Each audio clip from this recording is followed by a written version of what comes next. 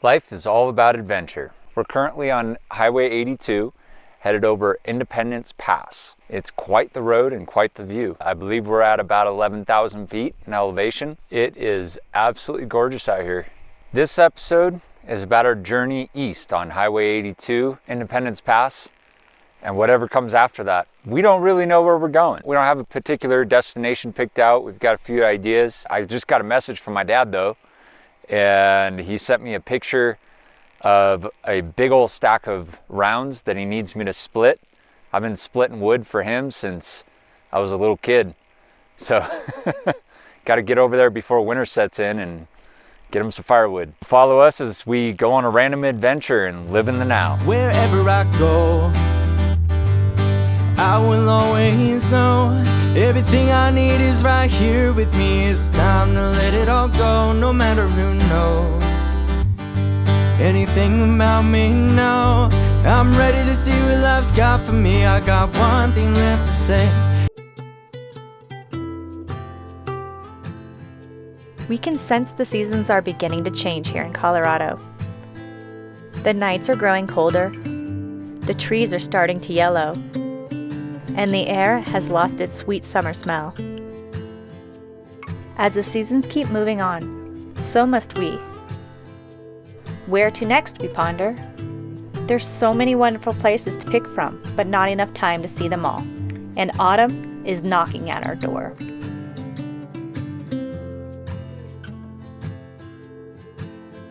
So we take the recommendation of someone we've met in passing, Highway 82 over Independence Pass, without hesitation or knowing exactly where we're headed. Per usual, we are not disappointed by our decision. The views are outstanding, and we discovered several historical gems along the way. Starting with a ghost town that came and went in only 20 years' time.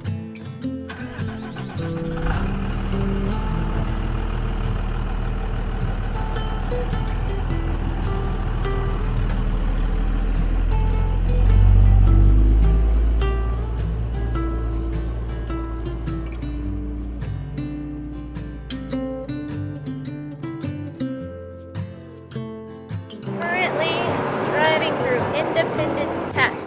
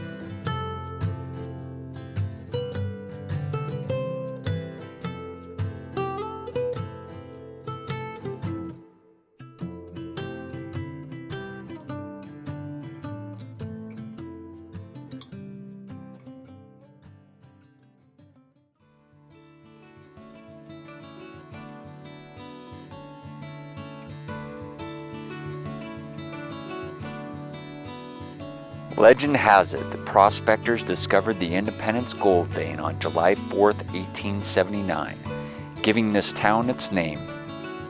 Shortly after, a tent city sprang up by the summer of 1880, and nearly $100,000 worth of gold was processed in its first year.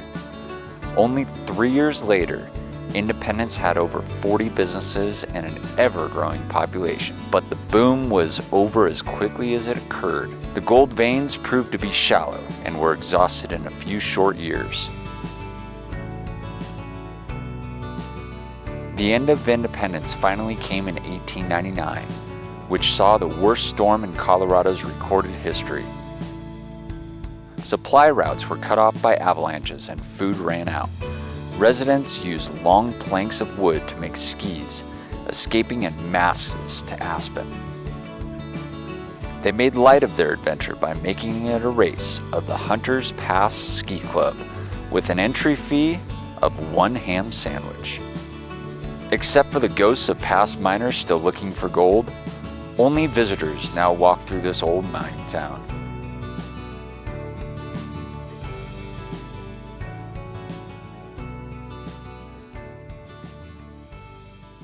So I found this geocaching capsule under a rock over here, and there's a notebook inside. It says The Wayback Machine, Independence Ghost Town, July 14th, 2020, Shelby and Dad. Oh, just a bunch of signatures. What is today? 31st?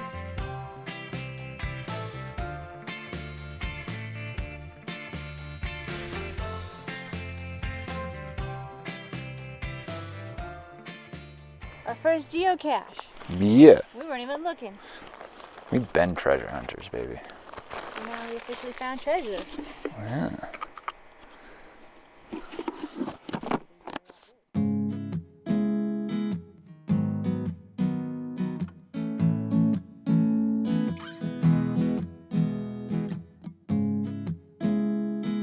While finding some might be exciting, not all treasure is silver and gold. Sometimes it's a warm hug, a breath of fresh air, connecting with a good book, or finding an old friend. But to me, life is our biggest treasure, so enjoy it.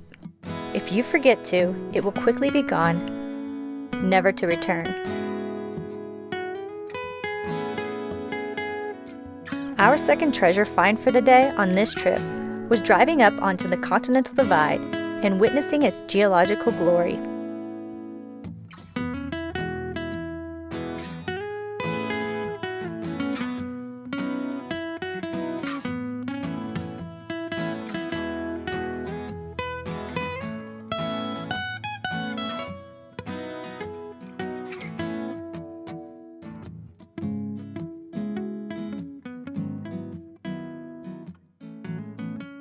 Welcome to the Continental Divide.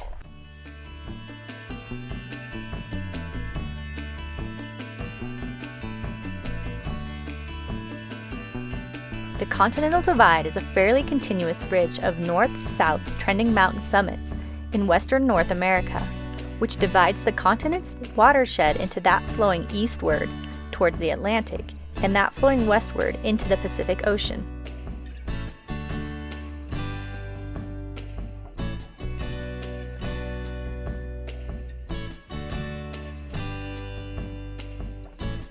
Also known as the Great Divide, this is the world's longest continental divide. It's about 6,745 miles long and spans 2 continents.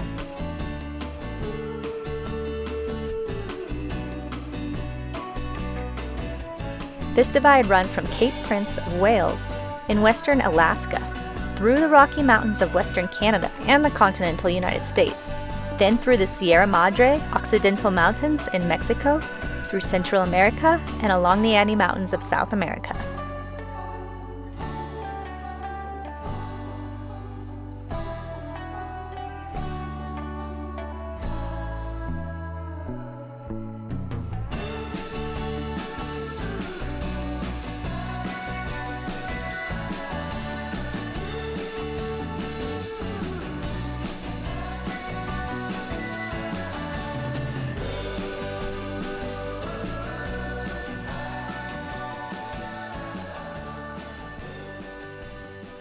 So we were just driving Independent Pass on our way to our next location, and we drove up on the Continental Divide.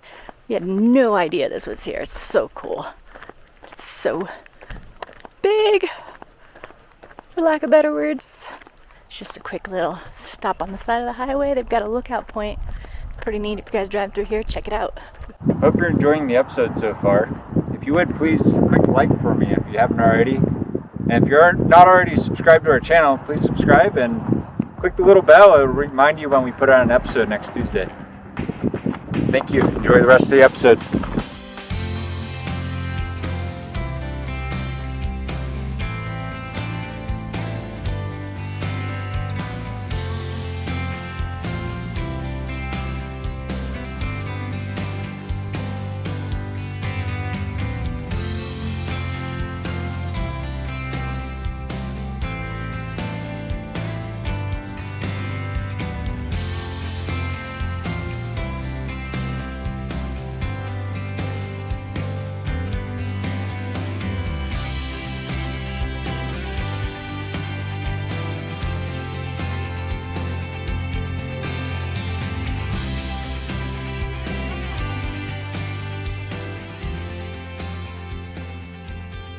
driving a mountain road like this, first of all, for safety reasons, you gotta go slow. Unless you've got an exhaust brake, you got a load on like we do, you just gotta slow down.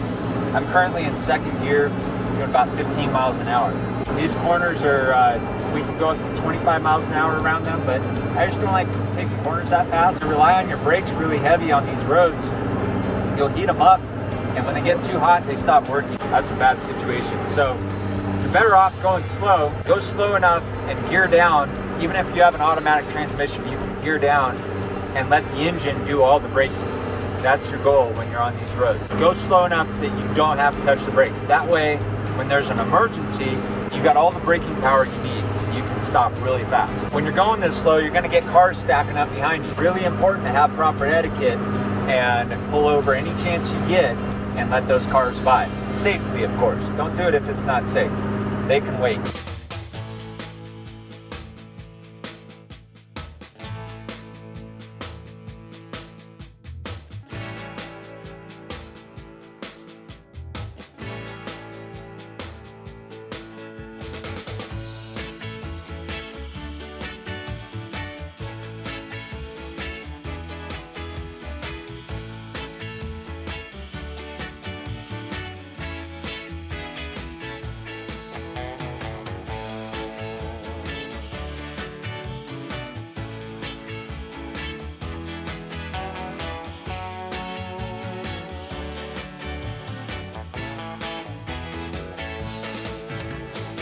Nick, you just crossed over the Continental Divide. What are you gonna do next?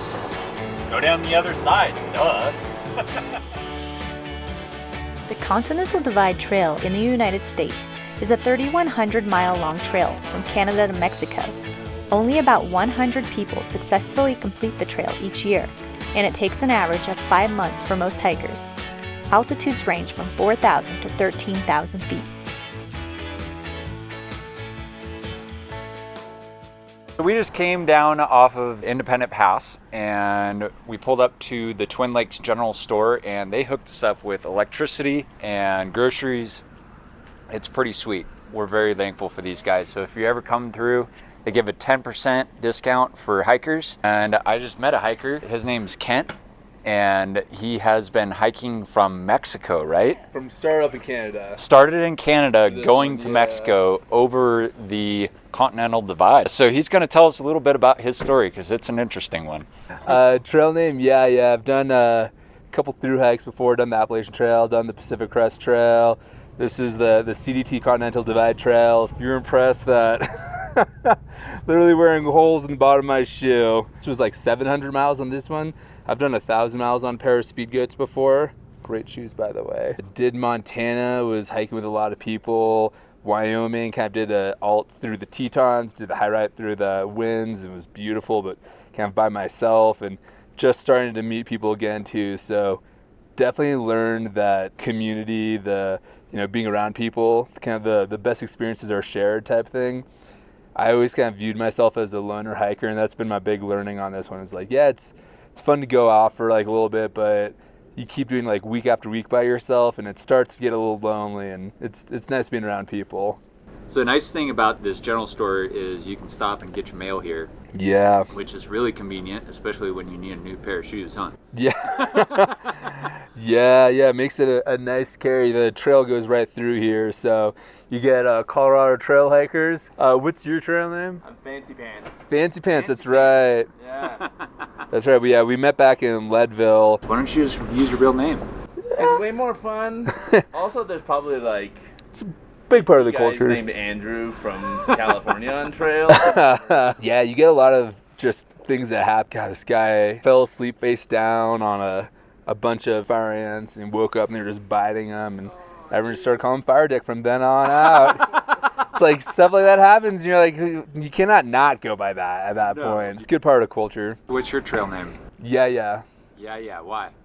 That Let's hear the story. Yeah, it's not that great a story. I was just hiking the Appalachian Trail with two of my buddies and trying to meet up at the same places, and they'd be like, "Yeah, you got this." I'd be like, "Yeah." Then I'd totally forget. I'd be like, "Where are we meeting up again?" And they'd tell me, and so it's like from the Sandlot, yeah. And I guess I say it all the time too. People tell me. Well, apparently there's a no-no on trail that everyone's like, yeah, you gotta meet No going northbound, but I think I missed her. So cheers, man. The interview. Cheers. Thanks for the beer. There is beauty to enjoy on this road, but even so, I still feel that We made a quick 3-day stop here in Twin Lakes.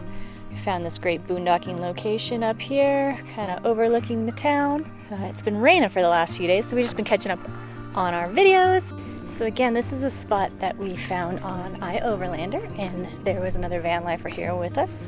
It's right next to the dam, and it was nice and peaceful and quiet. We had lots of land to ourselves. There's tons of little back road trails out here for camping spots, so it's been nice. There's not much to do in this town. It's a little tiny town. We'll give you guys a little tour. As long as it's not raining too much. There's a big storm rolling in. That's it, Twin Lakes. It's a little tiny spot for hikers to stop. Very peaceful and quaint. As you can see, there's a big old storm rolling in again today. It's been kind of nice to have the storms because it's been getting rid of all the smoky air. And it's a little smoky on the first day we were here. It's been clear ever since. Where are we off to today? I have no idea. We're gonna go into the town of Twin Lakes, if you can call it that. And just tool around and see what we can see. Find out some things about Twin Lakes. I think there's some historical artifacts that we're gonna check out, and maybe walk around the lake. We're gonna go paddleboarding, but it's a little chilly. It's in the 60s, so not really feeling the paddleboarding, but we'll walk.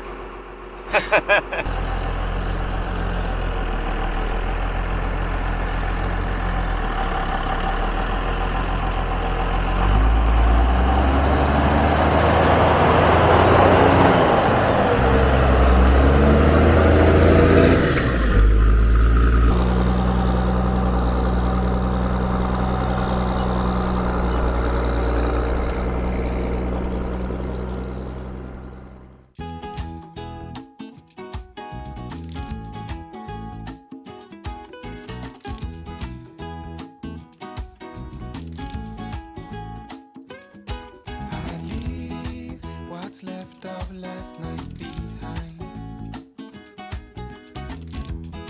So we are in the small town of Twin Lakes, and we are going to go check out the tiny visitor center they have here. I know where to find it is by the end of the road. So I walk and I keep on. Race here called the Leadville 100. That's where we are. They start at Leadville, they go around Turquoise Lake. Is that a foot race? Yes. They run This is the lowest point. Then they go up to Winfield. This is Hope Pass, and then they go back. So people around here up in the Rocky Mountains are like born running? Extremely athletic. I could never do that. They're born at elevation. This is the elevation profile. Oh, wow. Wow. The winners finish somewhere around 60 hours. How many miles is that? 100. They just did it 2 weeks ago. Oh, we just missed it. You should. This little teeny village just swells. I bet. It's the lowest elevation point and one of the few places where the supporters, the people who ring the cowbells, can be and watch us there. Because they come right through this parking lot and go that way. Oh, wow. It's crazy. And the parking lot is packed full of people. Wow. This map, it is amazing. I mean, we're on the snow shadow side of the range. So Aspen, which they prefer, they get lots of snow, and we do not get much snow. There's a great representation right there of the Continental Divide. Yeah. That's beautiful. Yeah, this is Independence Pass. Yeah. This is where you are. Mount Elbert, the tallest mountain in Colorado, is right there. This is our praying angel. Uh-huh. Okay. These are hands, her head, her wings. Oh, I see. She's in profile. Huh. You can see the lighter green color on the hillside. It's pretty special. And the trees just do that on their own, huh? Yep. We've learned through our travels, always stop in the visitor center. It's so Everywhere you go. We are open every day from the Monday before Memorial Day through Labor Day. Oh, Wow. this is the last weekend you're open? And then we're open weekends through September. Our walking tour of the town has been postponed due to rain. It also sounds like the trail around the lake might not be a good idea. It gets super marshy in some of the areas. We are going to walk around the town once the storm passes by. So the storm seems to have passed by us. So we've decided to do the historic walk around the town of Twin Lakes that Colleen in the visitor center recommended to us. So we're going to check out some of these old buildings from the 1800s. School! This is Twin Lakes Schoolhouse, built in 1895. It served as a school through 1959. Willard House, built in 1879, one of the first general stores. The Holt House, built in 1898, and it served as the annex to the hotel across the street to the east. So just off the historic trail, there is a set of stairs that head out to an overlook. So we're taking a detour. We're gonna check that out right now. Can you believe that view? Look at that. That is really something.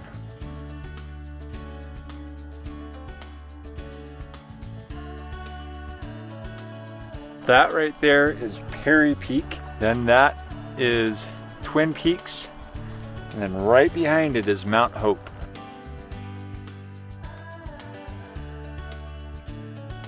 I've got products on this side, and these are all from the Tenderfoot Farm in Balltown, Colorado.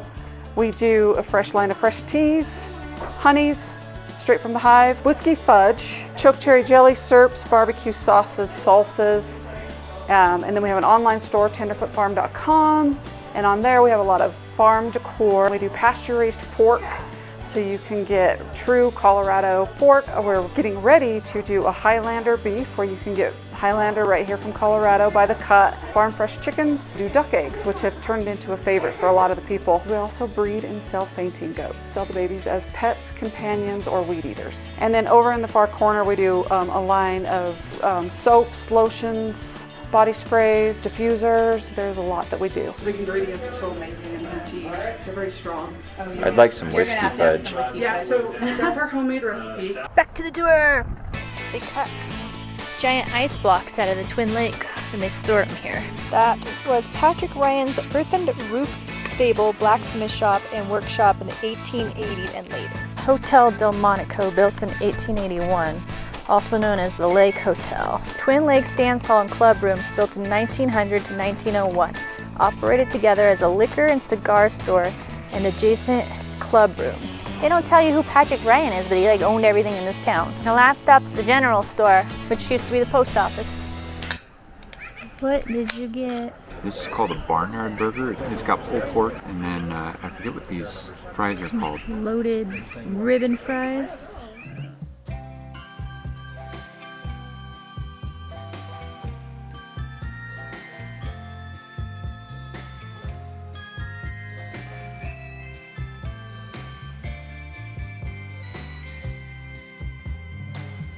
We're trying to catch the sunset for you, but every time we come outside it starts raining.